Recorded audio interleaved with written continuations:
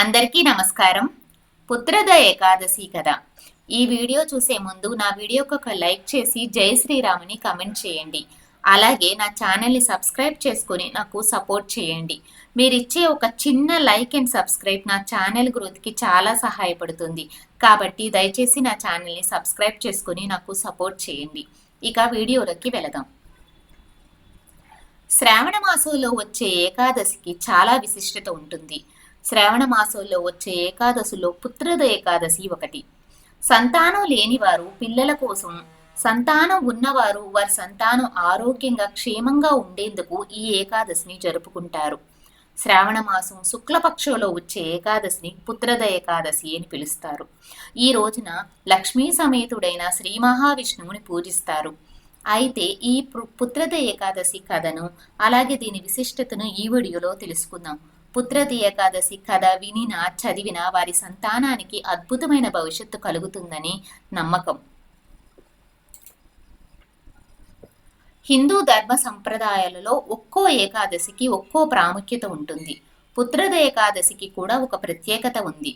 శ్రావణ మాసంలో వచ్చే శుద్ధ ఏకాదశిని పుత్రద ఏకాదశి అనే పేరుతో పిలుస్తారు. భవిష్య పురాణంలో పుత్రద ఏకాదశికి విశిష్టత చాలా వివరంగా ఉంది. అందులో ఒక పురాణ కథ కూడా ఉంది. మహిజిత్తు అనే మహారాజు పాలించే రాజ్యంలో ప్రజలంతా సిరి సంపదలతో సంతోషంగా ఉండేవారు. కానీ రాజుకు మాత్రం సంతానం లేదు. ఆ కారణంగా దేశ ప్రజలు బాధతో ఉండేవారు. మహారాజు సంతానం కోసం తిరగని పుణ్యక్షేత్రాలు లేవు. దీనికి పరిష్కారం మహారాజుకి తెలుస్తుంది. రాజ్యానికి దూరంలో ఉన్న లోమసుడు అనే మహర్షి దగ్గర పరిష్కారం ఉందని తెలుసుకొని ఆయన దర్శించుకోవడానికి మహారాజు ఆయన దగ్గరికి వెళతారు. వారికి ఉన్న సందేహాన్ని మహర్షి దగ్గర మహారాజు వివరిస్తారు. ఏ వ్రతం ఆచరిస్తే తనకి సంతానం కలుగుతుందో వివరించమని మహర్షిని వేడుకుంటారు. అలాగే రాజుతో పాటు ప్రజలు కూడా వారి సంతానం ఆరోగ్యంగా క్షేమంగా ఉండేందుకు ఏ వ్రతం చెయ్యాలో అడుగుతారు.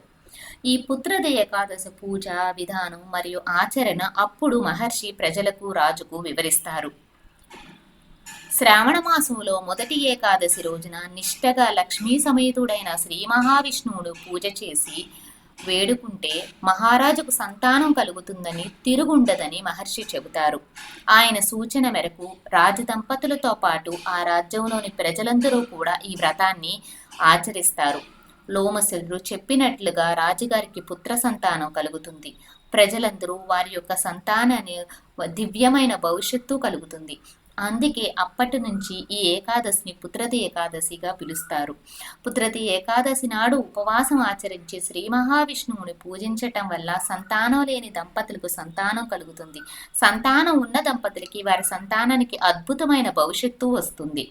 కొత్తగా పెళ్ళైన జంట ఈ ఏడాది వ్రతం చేయడం వల్ల చాలా ఉత్తమమైన ఫలితాలు వస్తాయి. పుత్రద ఏకాదశి రోజునే అరుదైన ఇంద్రయోగం, ఈ యోగం ఉన్నందువలన ప్రజలు ఈ సమయంలో పూజ చేయడం వలన దేవుడి ఆశీస్సులు మండుగా వస్తాయి.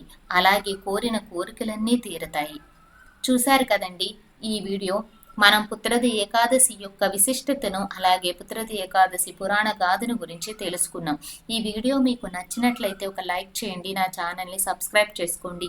ఇంకా మరిన్ని ఇంట్రెస్టింగ్ వీడియోస్ చేసేందుకు నా ఛానల్ని తప్పకుండా సబ్స్క్రైబ్ చేసుకొని నాకు సపోర్ట్ చేయండి. Thanks for watching. ధన్యవాదాలు.